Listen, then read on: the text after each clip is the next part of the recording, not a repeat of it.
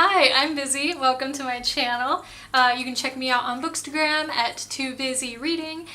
Today I want to talk about Agatha Christie because if you didn't know, 2020 marks 100 years of us having Agatha Christie novels to enjoy and to read and to hold. And so I am currently this year trying to read every single Agatha Christie book. And I'm at 29 so far, and I believe there are 77 in total. But I want to share my top 10 rankings with everyone so far. So number 10 is at Bertrams Hotel. It's a very atmospheric mystery. You're placed in a hotel that's super historical in London, and it takes Miss Marple back to her childhood. And I'm a sucker for hotels, I'm a sucker for London, so this is a big one for me. Definitely just an enjoyable read. Not my favorite mystery, but definitely my favorite setting. Number 9 is The Body in the Library. I just think this is another classic Miss Marple. I don't know how to talk about it too well without spoiling it because I read this one way back, and my favorite parts of it I think are pivotal parts, so I'm not gonna go there. But a body's found in the library, and I guess Agatha Christie wanted to make a challenge where it's a really obvious murder spot and make it a not obvious solution to the mystery, so it's kind of fun. Number 8, 450 from Paddington.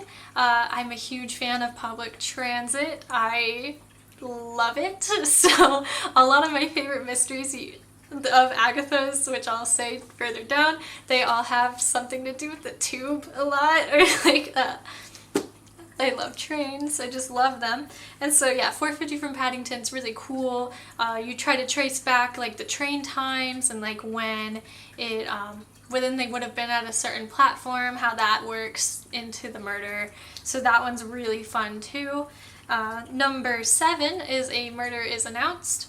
Miss Marple again. And this one is so fun. So the newspaper publishes that there's going to be a murder at a specific address. And so you go through the town and everyone's talking about it, and they're like, oh, must be these bright young things having another murder party.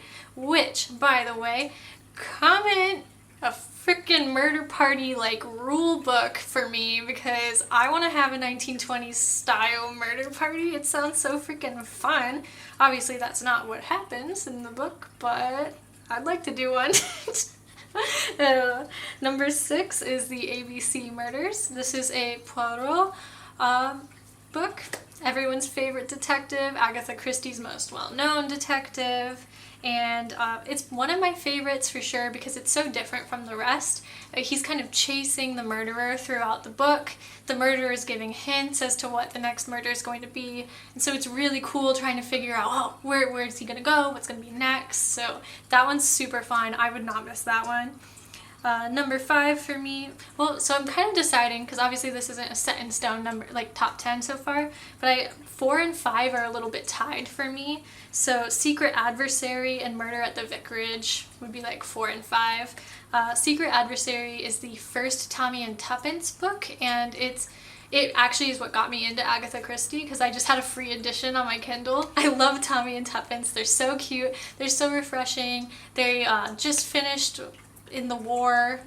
The war just finished, and so they're trying to figure out their next career step, and along the way they kind of stumble upon a mystery, and they get some money and they spend it on really great sounding food, which I love that. It's so cute reading all the food they get with their newfound money. So I definitely recommend it if you haven't read Tommy and Tuppence yet. So then, yeah, those are... Oh, yes.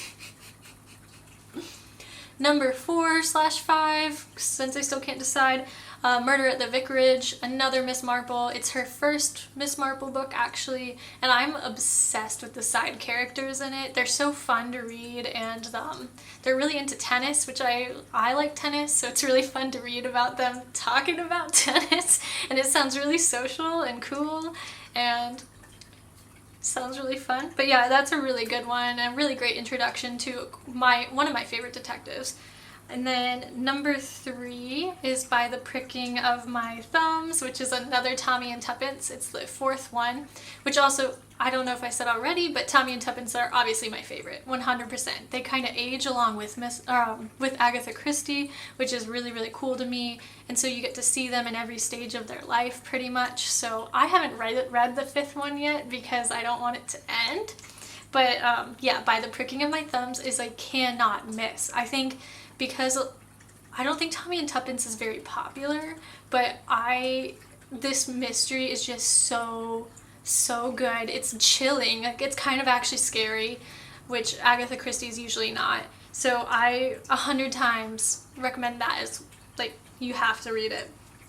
Number 2, And Then There Were None. This is actually the first Agatha Christie, and only one so far, book that I've read that does not have one of her classic detectives. So it's sort of like a crime novel, I think you would say. And so 11 people are invited to this island, all by U.N. Owen, I think was the name.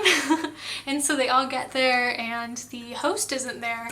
And they're all like, where's the host? And then everything ensues. So that one's a really good one. I couldn't put it down. I read it in like less than a day.